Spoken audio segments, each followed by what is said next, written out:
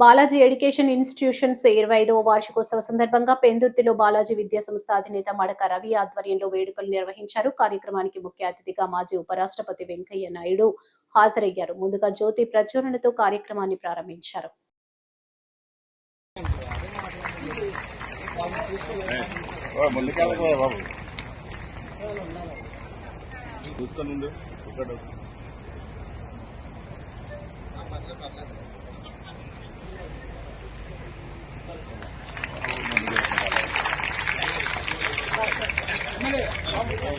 And educational institutions, they must have interaction.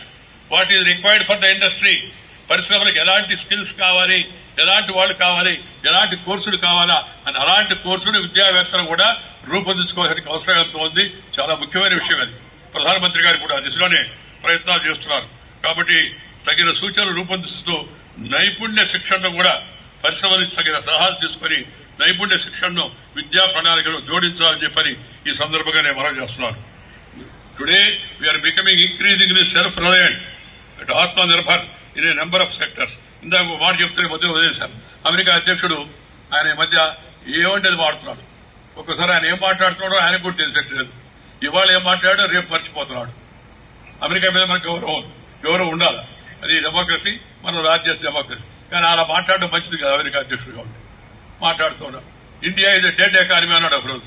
India is a dead economy అని మన ప్రధానమంత్రి గారు ఏం సమాధానం చెప్తారని అందరు ఎదురు చూస్తున్నారు.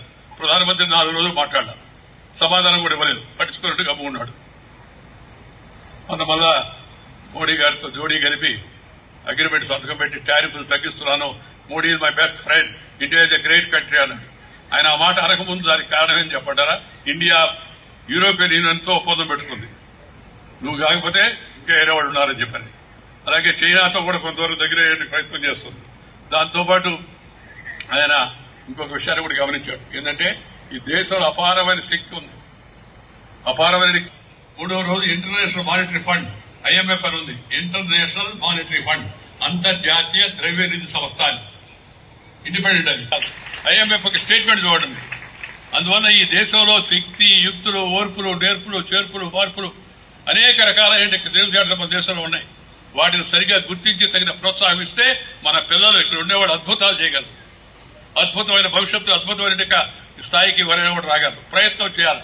ప్రయత్నం కృషితో నాస్తి దుర్భిక్షం అన్నారు. ప్రయత్నం చేయకుండా ఏ పనిలో ముందుకు వెళ్ళాం. కాబట్టి ఇష్టపడినవన్నీ కష్టపడి చేస్తే నష్టపడేది లేదని అందుకే నేను మొదట చెప్పాను. కాబట్టి అందరూ కూడా మీరు కష్టపడండి.